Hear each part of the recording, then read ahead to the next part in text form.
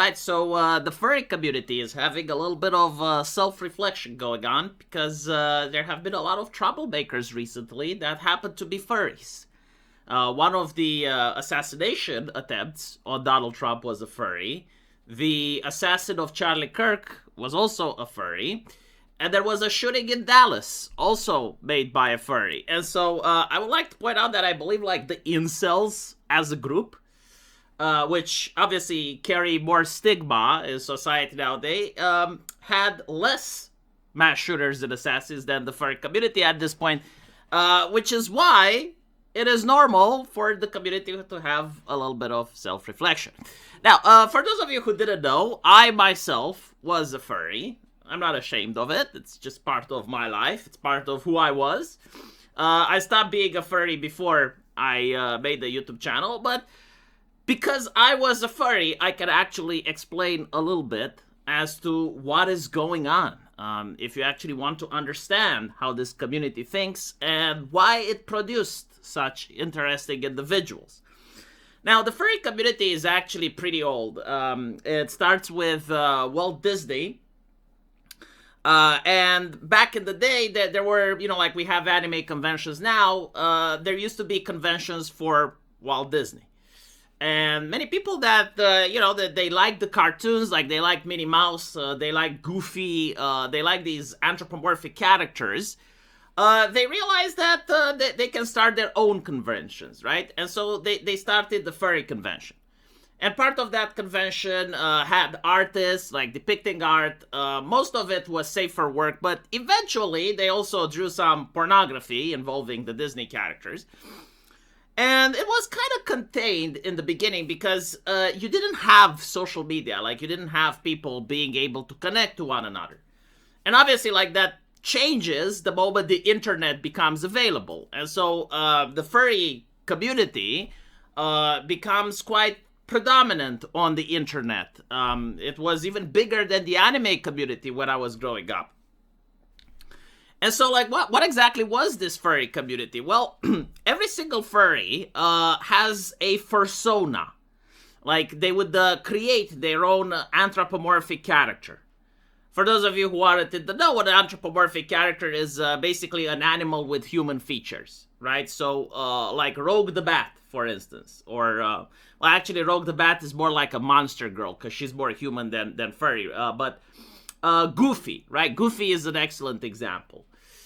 Anyway, moving on. So every single person has like their own persona, their own character that they roleplay online, and they commission art of it. They roleplay as that character, usually in sexual situations. Like one person roleplays as Rogue the Bat, and they type, Rogue moans in delight as Sonic smacks her ass. And another person from Germany who roleplays as Sonic goes like, Sonic grins and pulls Rogue closer. Like that type of shit.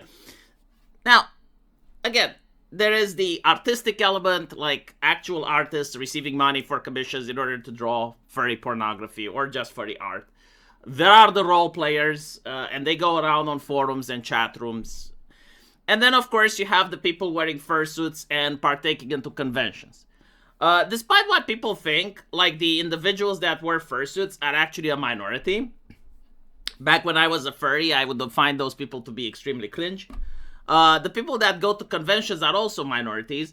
But the important thing to mention here is that unlike other sexual fetishes, right? Like unlike BDSM or, I don't know, like whatever people are into, the furry community is actually a way of life. Like, furries spend time in chat rooms with other furries. They talk more than just sexual stuff. They go to conventions. There's entire families of furries. And now conventions even has, like, the main stage that's safe for everyone. And then it has, like, the not safe for work stuff that's for adults. And so you can kind of get that there is indeed like an aspect of this that makes it a lifestyle. It's not just like, as I mentioned before, BDSM. And so the question is like, who's usually a furry? Well, apparently most people that are furry are either lonely people or people that do not know how to socialize. So a lot of autistic individuals, a lot of individuals that can't make friends in real life, and they find the furry community. Most of them, I think like 70 to 80% of them, are also bisexual. There's a lot of men compared to women, but I think like the average census, it's individuals that are terminally online and socially awkward. I don't think like many furries would disagree with what I have to say here. Anyway, the far left, the Antifa community especially, they've noticed that these individuals are primed for a hostile takeover. Why? Well, they make excellent soldiers. If you have an individual that's terminally online, especially in the era of 2016, 2020, that was an individual that could brigade others. Like, they could demand people get fired for, saying shit on Twitter that was politically incorrect. They could do campaigns. They could organize. And they could do it for free, right? Like, they could hang around Discord server and just push far-left ideology. And so you have, like, a lot of people from the left, like Zoe Quinn, for example, right? Like, she became a furry.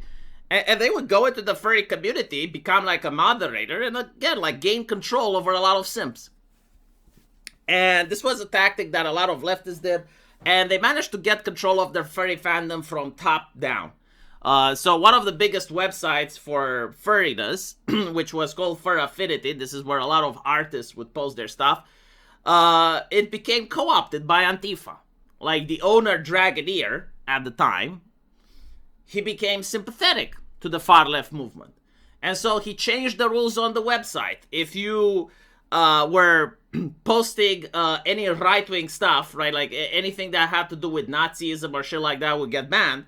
But if you're posting, like, outright communist stuff, like if you're posting far-left stuff or even, like, gore, where you would have, like, a communist disembowel a Nazi, that was allowed.